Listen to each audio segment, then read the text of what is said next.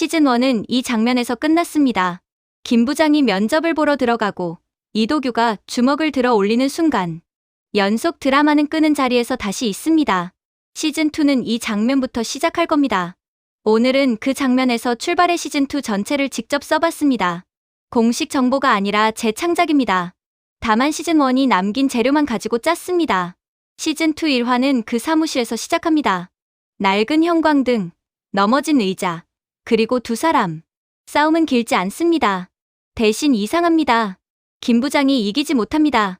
시즌1 내내 누구도 그를 막지 못했는데 이 남자는 다릅니다. 그런데 진짜 문제는 그게 아닙니다. 이도규가 손을 쓰는 방식을 김 부장이 압니다. 김 부장이 멈추고 묻습니다. 그 손버릇 어디서 배웠나? 이도규가 답합니다. 당신한테 배웠습니다. 그렇습니다. 두 사람은 처음 만난 사이가 아니었습니다. 싸움이 끝나고 이도규가 서류를 내밉니다. 첫 의뢰입니다. 사람을 찾는 일이 아닙니다. 의뢰 내용은 19살 여자아이를 한 달간 경호할 것. 김 부장이 서류를 넘기다 멈춥니다. 아이의 성이 주씨입니다. 주강찬의 딸입니다. 김 부장이 무너뜨린 남자의 딸을 김 부장이 지켜야 합니다. 거절할 명분도 없고 받아들일 마음도 안 생기는 자리입니다. 이도규가 말합니다. 거절 못할 걸 아니까 당신한테 주는 겁니다. 이 대사 하나로 관계가 정리됩니다. 이 남자는 김 부장을 아주 오래 지켜봐 왔습니다. 문제는 그 아이가 김 부장을 알아본다는 겁니다. 아버지를 무너뜨린 남자. 뉴스에서 본 얼굴. 아이는 경호를 거부하고 묻습니다. 당신은 왜 우리 아버지를 죽였냐고. 김 부장은 답하지 못합니다. 죽이지는 않았지만 무너뜨린 건 자기니까요. 시즌1에서 김 부장은 옳은 일을 했습니다.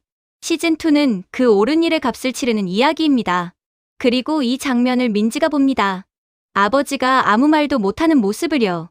김 부장은 혼자 움직이려 합니다. 지난번에 친구들을 크게 다치게 했으니까요. 그런데 두 사람이 먼저 찾아옵니다.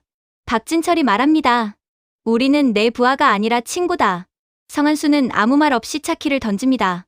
시즌1에서 두 사람은 김 부장이 끌어들인 사람들이었습니다. 그래서 김 부장은 늘 미안했습니다. 시즌2에서 그 미안함이 사라집니다. 셋은 처음으로 대등해집니다. 그리고 이 이야기에서 제가 가장 넣고 싶었던 인물입니다. 박진철의 아내, 강지영입니다. 시즌1에서 강지영은 걱정하는 아내였습니다. 남편이 무슨 일을 하는지 모르는 사람처럼 보였고요. 그런데 시즌2에서 뒤집힙니다. 몰랐던 게 아닙니다. 묻지 않았던 겁니다. 강지영은 오래전부터 알고 있었습니다. 남편이 매달 어딘가로 돈을 보낸다는 걸요. 금액도, 계좌도 20년 가까이 한 번도 빠지지 않았다는 것도 전부 알고 있었습니다. 그런데 한 번도 묻지 않았습니다. 물으면 남편이 대답해야 하고 대답하면 돌아갈 수 없게 되니까요. 모르는 척하는 것도 지키는 방법이었던 겁니다. 그리고 시즌2에서 강지영이 처음으로 묻습니다. 그 돈 누구한테 보내는 거야? 아이를 노리는 자들의 정체가 드러나면서 첫 번째 반전이 옵니다. 금이빨입니다. 시즌1에서 그는 조연이었습니다. 마지막에 무너진 주강찬을 찌르고 자기 원수를 갚았죠. 원작과 달리 살아남았고 그게 전부인 줄 알았습니다. 그런데 그날 그 자리에 그가 있었던 건 우연이 아니었습니다. 누군가 그를 보냈습니다.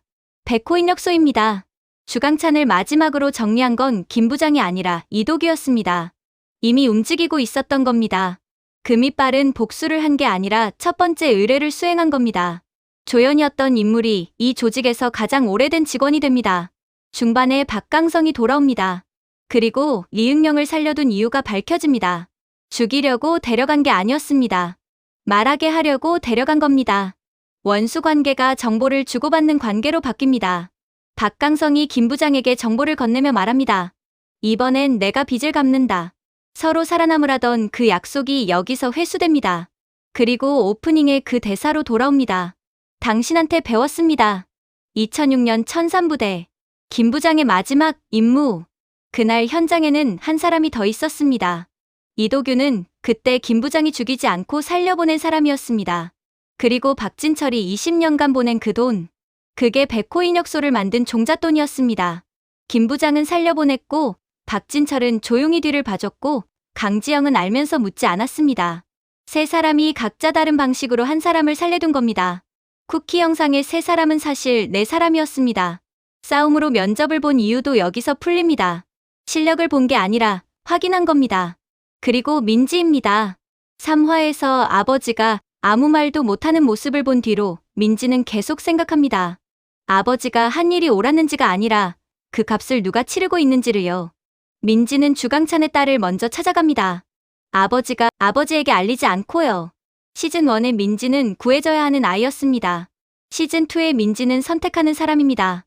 김 부장이 가장 두려워하던 순간이 여기서 옵니다. 딸이 자기를 닮아가는 것. 정리하겠습니다.